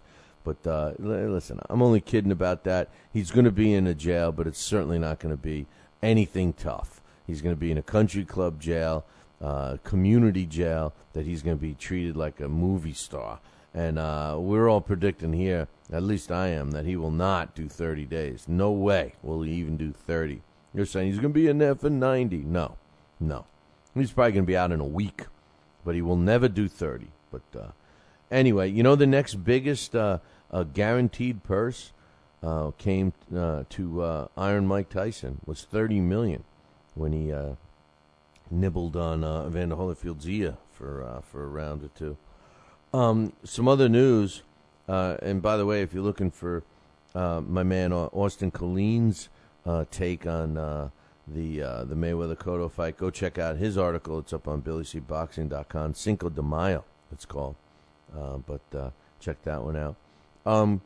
These guys with the trying to take the limelight from each other all the time. Manny Pacquiao and Floyd Mayweather have been doing this since they've both been running in different directions whenever somebody puts a contract in front of them. So Pac-Man, we can't if we're going to bust Floyd's chops, we got to bust Manny's as well. And they tried to land to steal some of the limelight from Floyd, so they decide to land into the Los Angeles area so he can finish up his training at the Wild Card Gym. And when did they decide to land? Of course, on May 5th, the day of Cotto's fight with Floyd Mayweather. So Mayweather says, Manny Pacquiao says, no matter what Bradley says, and they're cool. They're talking about the Timothy Bradley fight, and Timothy Bradley is going to give Manny Pacquiao a tough fight in his own right. He says, no matter what Bradley says, I still have the hunger to win. And by the way, Bradley's not the only one that thinks that Manny has lost the hunger. He says, I had a great camp in the Philippines. No distractions at all. We're all ready to step it up over the next couple of weeks at Wild Card. This is a big fight for me. I can't wait for June 9th. Freddie Roach was quoted as saying, maybe Bradley should come over to the Wild Card gym and see how Manny works in the ring. No one works harder. No one. Now that, since I cut up Floyd for doing a subliminal message to Manny, I'm going to cut up Freddie for doing a subliminal message to Floyd, because Floyd self-proclaims that he is the hardest working fighter in the business. So Freddie was obviously sending a little message to Floyd when he said no one twice. And he says Manny's not ready to give up his throne. Manny is so serious. He gave up playing basketball, and that means a lot to him. Can Manny dunk? Can that little guy dunk? I don't know. He says he's serious and dedicated athlete going into a big fight. Now we got to do our finishing training at the Wild Card. I promise you Manny will shoot the works when he fights Bradley. That's what we're expecting. But let's see what happens. That's what's going on there. Hey, listen, I'm going to take a short break. When I come back, I got some other things I want to talk about. Some good things and some bad things. No, it's not the thumbs up, thumbs down, but it's close. The 2012 Summer Olympic Games unfold in 5 months in London. The honor and the history of playing host goes back a long way. How long? That's next on Sports Shorts with me, the Sports Princess. This Your Family Today tip is brought to you by Stouffer's, helping bring your family together with wholesome dinner options, even on the busiest of nights. Find dinner table ideas to bring your family together at letsfixdinner.com. To get kids involved in dinnertime conversation, ask specific questions, not broad ones. Instead of what happened today at school, try what was the best thing that happened today. The more specific you are, the more they'll have to say.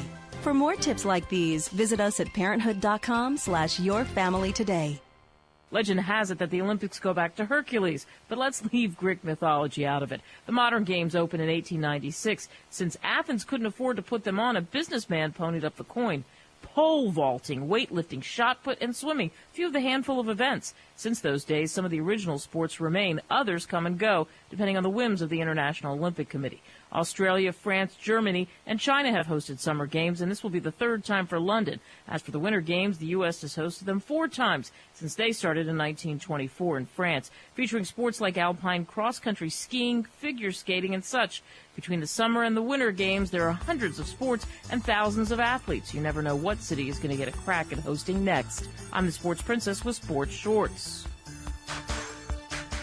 Talking Boxing with Billy C. Every week, 2 hours of the best boxing talk on the radio. Mike Tyson looked like he put on some pounds. He was fat. He went into McDonald's and he just said to them, hey, give me 6 of everything on the menu. He put on 2 watches and covered 2 time zones. I'm talking fat here. Got on a scale the other day and it said, come on, one of you guys got to get off. Last thing I heard is that he jumped into the ocean and he left a ring around the continent. He's fat. Boxing with Billy C.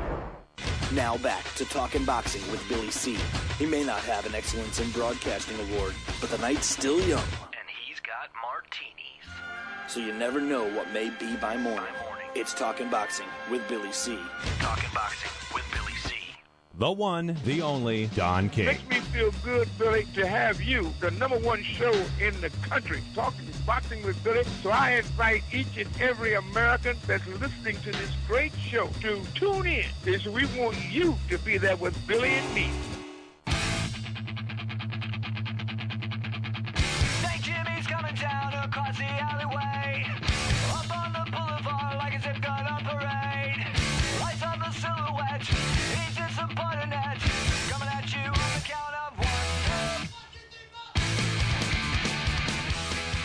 And we're back. You are listening to the Talking Boxing with Billy C radio show. You're watching us on the Fight Now television channel, and it's time for you to call your local TV provider and tell them that you want Fight Now added to your sports channel lineup right now. Tell them you want it right now. Do it right now.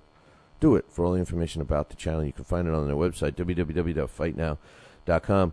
And speaking about some stuff coming up, don't forget about all the events going on at Gleason's Gym. You know what? Just go check out their website. You can get to it real easy by visiting ours, www.billycboxing.com. Click one of the banners that get you over to Gleason's. They're on the right-hand side of the screen.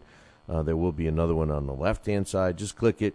do us a favor. If you plan on attending this year's Boxing Fantasy Camp, which is in August, let us know, because we want to follow you, man. We want to follow you and do a story about you. And if there's more than one, we'll do it all. So anybody that's going to attend that's a Billy C. Boxing listener, whether you watch it on TV, a podcast, a radio dial, YouTube, LDL, whatever you're listening to us on or watching us on, and if you're going to attend the Gleason's Fantasy Boxing Camp this year, which is their 10th one, let us know. You could contact the gym itself if you want. 718-797-2872. 718-797-2872. Tell them Billy C sent you. We got another thing going on. It's going to take place in July. I don't have the official date yet because we did not get it back from the commission. But there's a new promoter in town, and it's called the Whitehall Athletic Club. That's right. There's a new place. I was starting to tell you guys about it. It's in Whitehall, New York, which is pretty close to the border of New York and Vermont.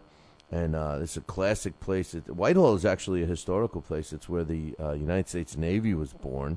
It's got the channel system that takes you up to Lake Champlain and all of that. I mean, it's a really cool place, area, I should say. And the Whitehall Athletic Club is a really cool place. You got to check it out. An old armory, which when you buy these buildings now, I guess you got to keep the armory intact, what it looks like on the outside, but the inside has been renovated. It's really good. We're going to be doing some boxing events there, so stay tuned. We have a great show that we're going to announce this week, and it's going to be taking place in July. We're anticipating the week right around 4th of July weekend. That 4th of July falls on a Wednesday, so it's going to be either the week before or the week after. We're looking forward to that. We want you to come up. We're going to have some special deals. So if you're looking to get away, it's a great thing to bring a family to, because the area that Whitehall is in is near.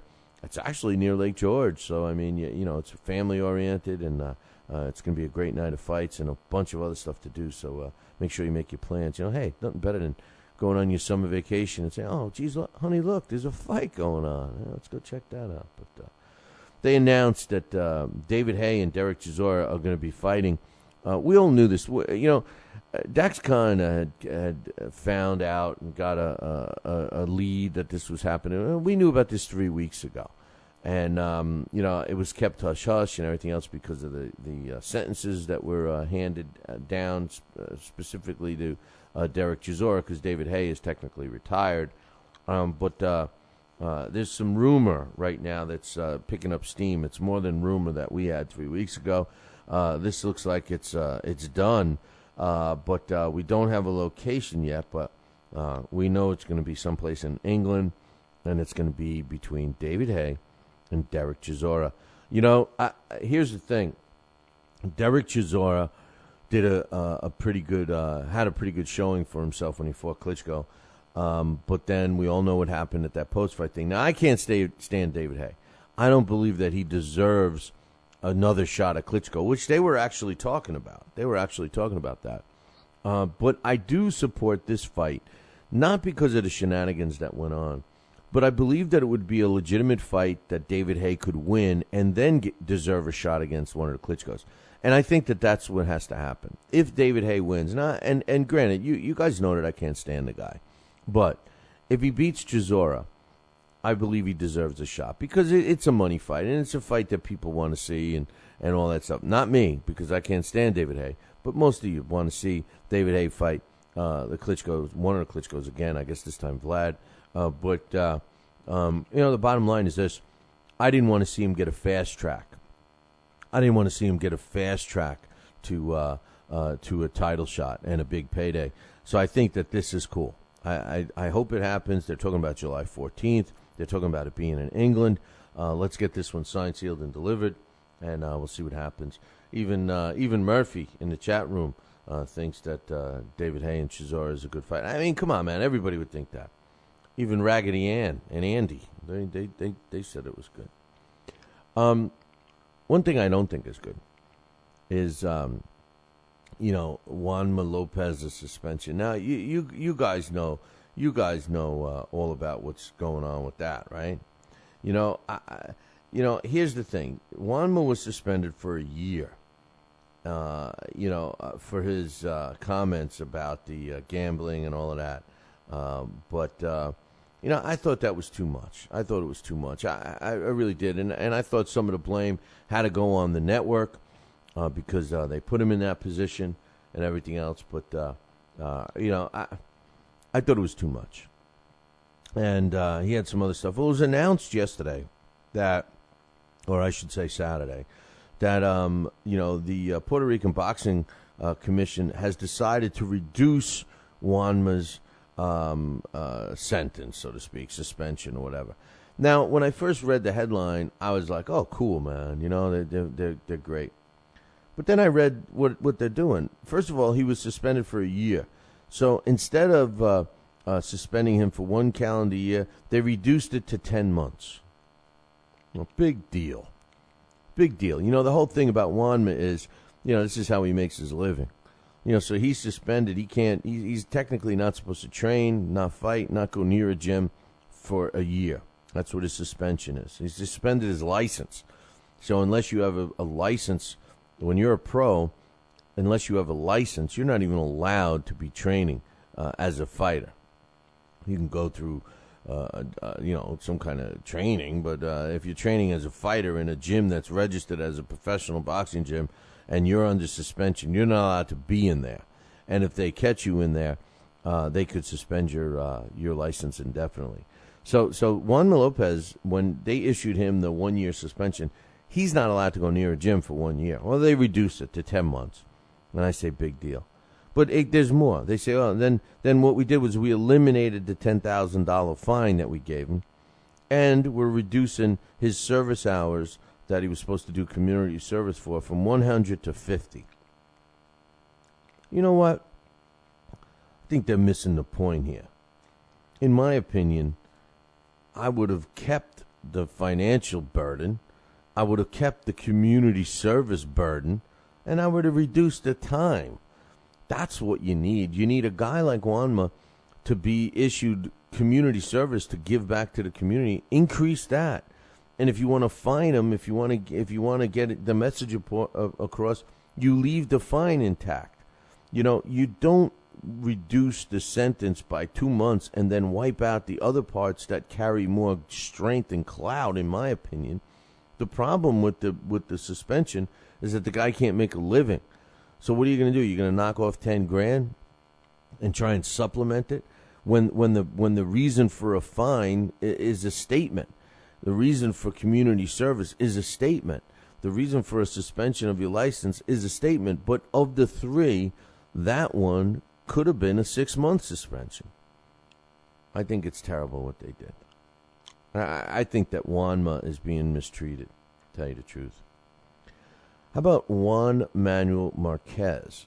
Now, we all know that Juan Manuel Marquez is on his farewell tour. At least that's what he said, and I believe him. In his last fight, he pretty much got a layup fight, and he's talking about having a decent fight in July, and then he wants to end his career in November, and he's hoping that he gets Manny Pacquiao in November. I don't know if that's going to happen because Manny is going to fight Floyd in November. I think that's going to be announced. If Manny beats Pacquiao, I think we're going to see Floyd and Manny in November. But that's my opinion.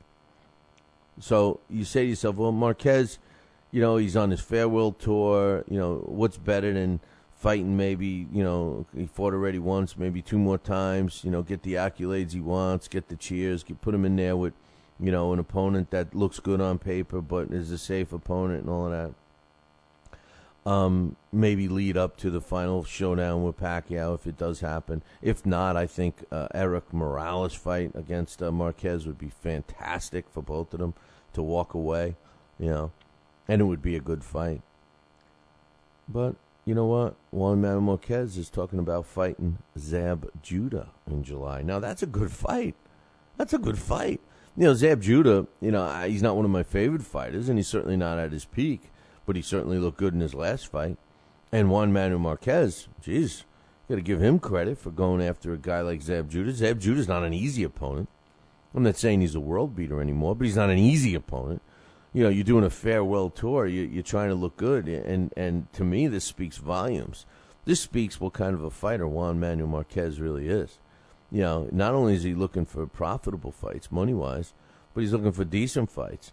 He's obviously, his goal isn't winnable fights. I mean, I'm not saying this isn't a winnable fight, but sometimes on a farewell tour, they'll feed you tomato cans. And you're basically, saying goodbye at the top of your game. Marquez got an easy fight, so to speak, in his last one. But this is when he went, officially he says, I'm not returning to lightweight. So he's a junior welterweight, and, now he's talking about fighting Zeb Judah. I like it. I think it's good. I think it's very good that he chose to do that. So, on again, off again, on again, off again, on again, off again. Phew, it's on again. Yeah, we're talking about Chavez against Andy Lee at the UTEP Sun Bowl. It is happening on June 16th. It will be broadcast on HBO, and I like the fight. I think Andy Lee is totally overrated, and I think Julio Cesar Chavez is totally underrated. I think Julio Cesar Chavez Jr. Was not much a couple of years ago, but he's evolved into a pretty talented fighter, and he's an exciting fighter. I like this fight. Because Andy Lee, he does nothing but come forward and get punched in the face, and that's what Chavez likes to do. So we'll see what happens with that. Now, as far as the UTEP allowing alcohol, last I knew, no. So, I mean, I don't know what the deal is there. They felt that it was very important that alcohol be served, and I say why. I mean, there's nothing wrong with going to an event without alcohol. Let them park in the parking lot. Let people do tailgating and stuff like that. Let them get all toasted before they go in, and then let them mellow out so that they can leave. But anyway, there was a purse bid that took place over the weekend, or Friday actually, and actually it was on Thursday. I'm wrong. It took place Thursday night, and this was for the Celestino Caballero against Mikey, or I should say Miguel Mikey Garcia. It's for Celestino Caballero's featherweight title, and kind of a now you know this guy, Samson Lukowitz, right? Samson Lukowitz is the guy that he's actually the advisor / manager for Sergio Martinez. You see him in the background of no, not the black guy with his two sons, who I'll never forget John Scully, just totally sick of those two. But and I'm sick of seeing them too.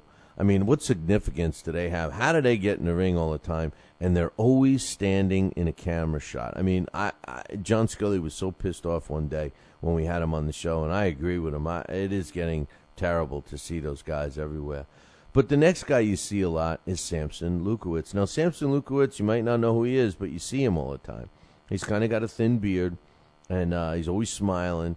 He's with, like I said, he's with Sergio Martinez. He's with several other fighters.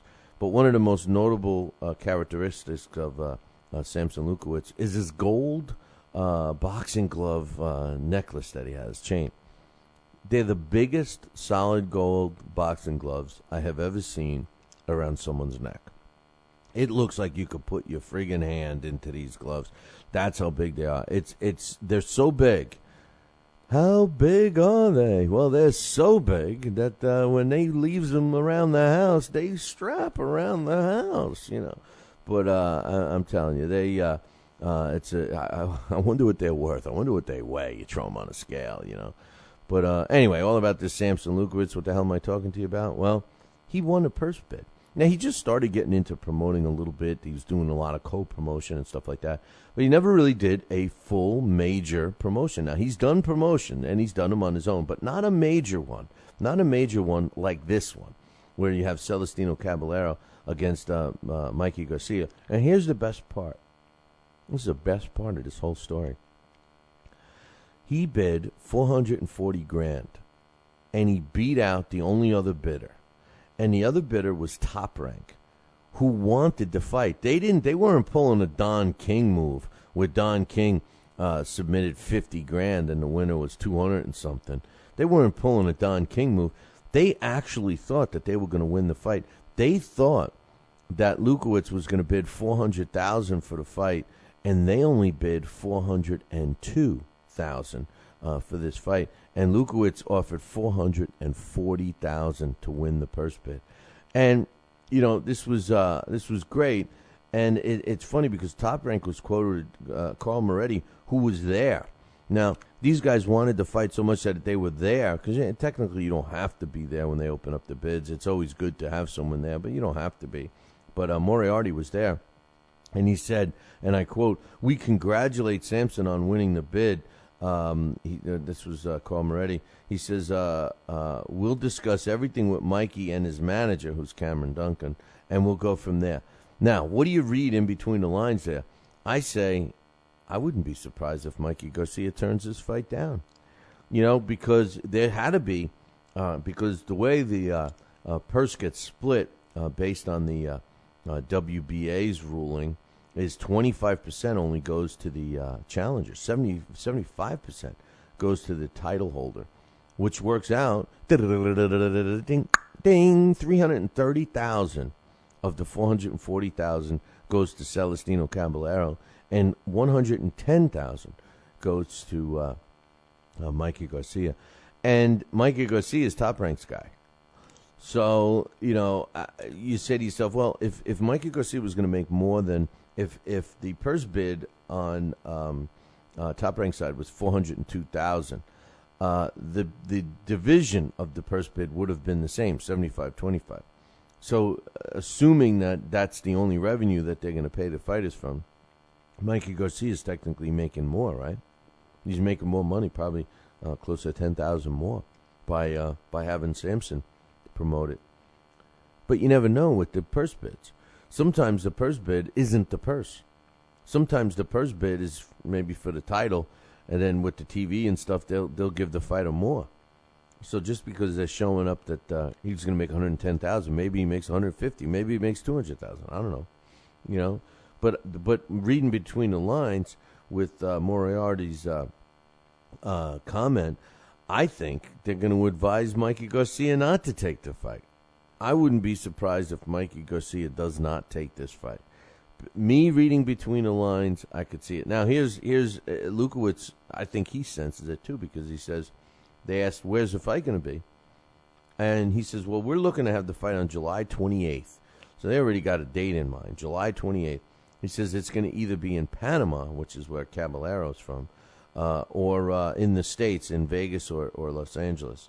He says, I'm going to be flying to Panama, and he's going to fly to Panama today, Monday, and try and put a deal together. He says, Panama is the main place we want to go. However, if we could get a decent deal from a TV network in the States, well, then the fight will definitely take place in the States. So we'll have to wait and see. Caballero, people had him in pound-for-pound ranking because he beat one fighter.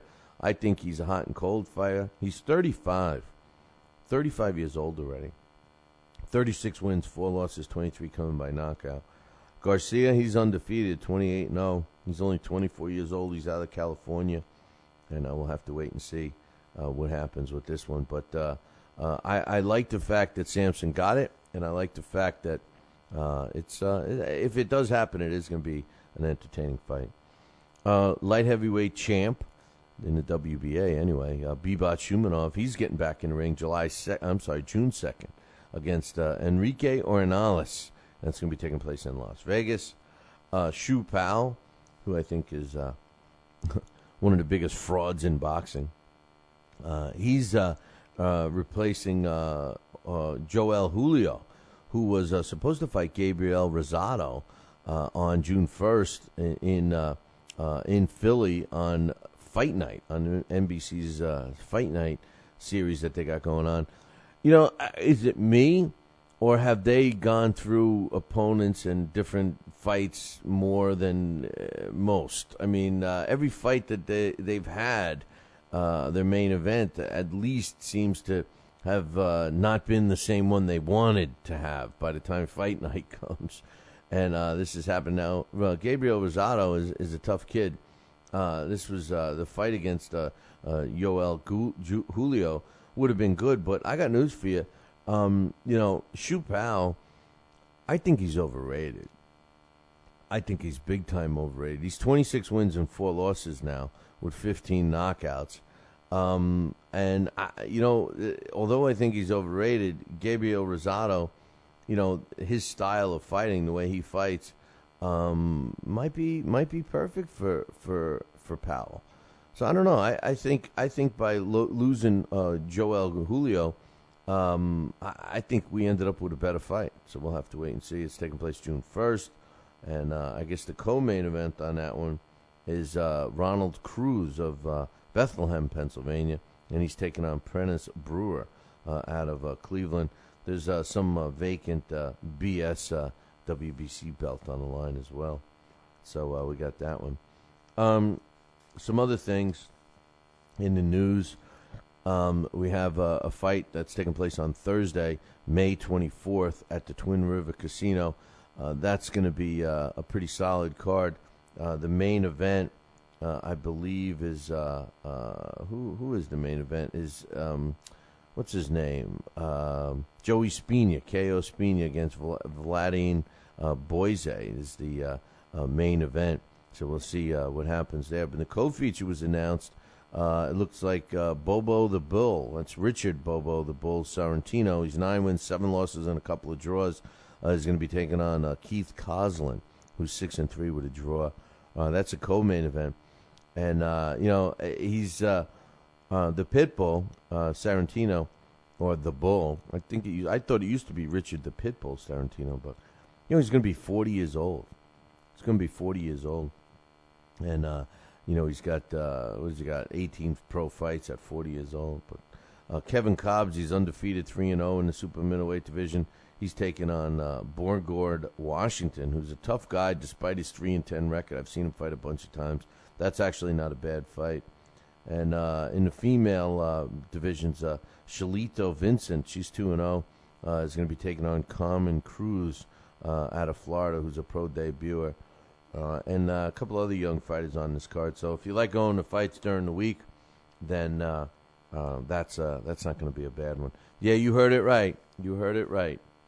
So anyway, Golden Boy, who we got to give credit where credit's due. We were talking about this last week. And Golden Boy, they won the rights to promote the Corey Spinks K9 Bundridge rematch. Now, K9 Bundridge beat Corey Spinks and now has this title. And Corey Spinks is looking to get it back. This was the one I was referring to before. Golden Boy doesn't promote either one of these two guys. They're not under any kind of promotional contract. And they won the purse bid at $211,000 and $11. It's a weird number, but, it's like when I write a check. You always throw that whatever penny on just to, I don't know. Maybe that's just maybe. But $211,000 for this fight.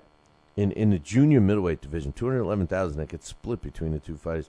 But the worst part is Don King, who promotes, he promoted K9 because he had the promotional deal. And from what I know, he still promotes Corey Spinks. That could have expired, but maybe not. $51,000 is all Don King put up for this one. It's amazing. We'll have to wait and see what takes place with that one. And as a follow-up, what I was saying before, they did make it official that UTEP is going to have the Julio Cesar Chavez Jr. fight with Andy Lee. But as far as I know, they still banned alcohol from being served on the premises, which I don't think is a big deal. But apparently one of the senators of El Paso, or a senator that lives in El Paso, I should say, is not happy with Chancellor Francisco Figueroa's ruling. And Senator Jose Rodriguez is trying to get that overturned. He's trying to cite that it's making them look bad, that they feel that they can't handle alcohol being served. I think it's making Jose Rodriguez look bad, that he's making a big deal over this, to be honest with you. I think that there's nothing wrong with a potential no alcohol being served. I don't think that there's any problem with that. I really don't. Make sure you make your plans now to go, especially if you're not that far from the Albany Times-Union. If you're in the New York City area, it's not that long of a drive, about an hour and a half or so, maybe 2 hours at the most. May 18th, Raymond Serrano against Kareem Mayfield is going to be the main event. Now, it's going to be an ESPN Friday Night Fights, and it's going to be at the Albany Times-Union. It's being promoted by Star Boxing, Joe DeGuardi, Star Boxing. Get yourself some tickets right now. Tell them Billy C sent you. Demand a Billy C discount. You can get them at our website, www.billycboxing.com, and that'll link you over to Star Boxing. So do that today. If you're looking to win a pair of tickets, well, then come on up to the Halftime Bar and Grill. One day this week, I don't know if there's any special, but they got some chances that you can fill out and win some tickets very easily because we're giving them away. So make sure you do that. And make sure you mark down about Gleason's. They got all kinds of stuff going on for the next several months. You can visit their website. Again, go to our website, BillyCBoxing.com, and click the Gleason's banner, which is right on the front page. Click that one and see what's going on. And, if you're a trainer and you want to get certified, they got a program for that. They got some champion masters going on, annual masters championships. They have this over 35 league that's sponsored by the USA Boxing, which I love. We want to cover some of those fights.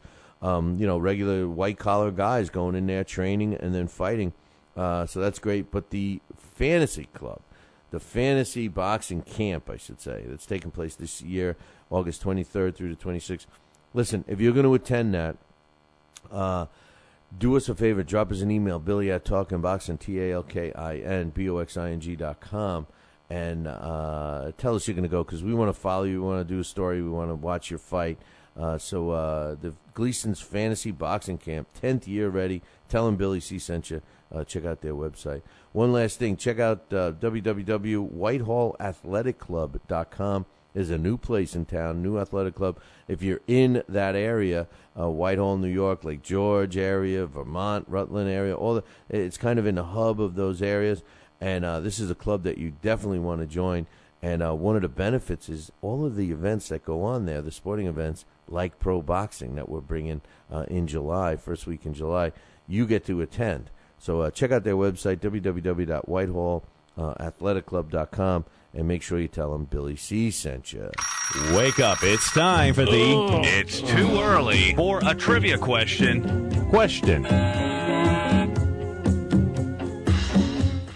Well, it's too early for a trivia question. Today is one that's a pretty tough one, and we got an excellent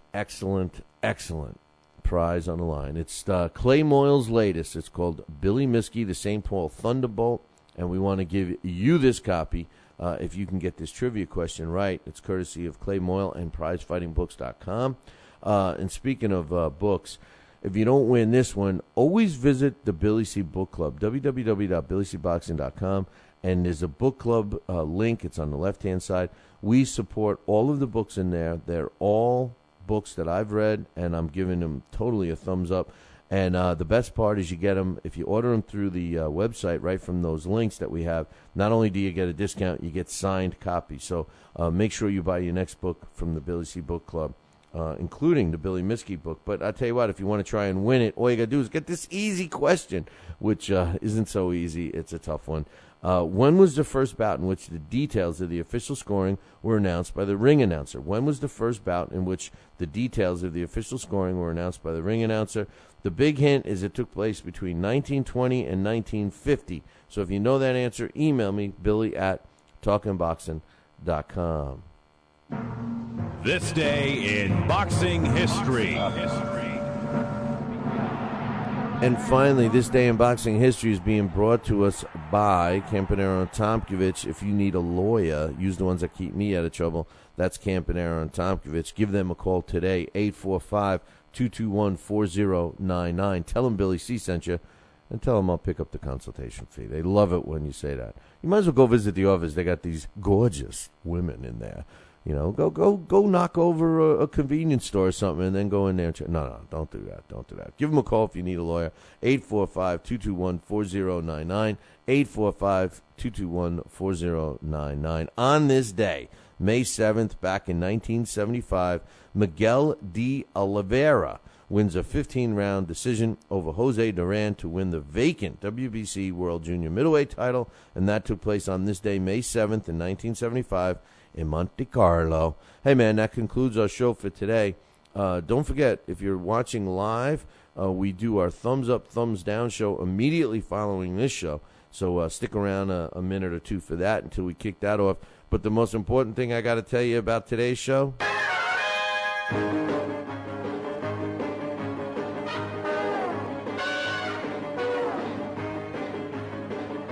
make sure you tune in tomorrow morning. Same bat time, same bat channel. There's only one channel, the Fight Now channel. Call your local television provider right now and tell them you want the Fight Now channel added to your sports channel lineup. It's that simple. For all the information about the channel, find it at their website, www.fightnow.com. See you all tomorrow. Ciao, baby.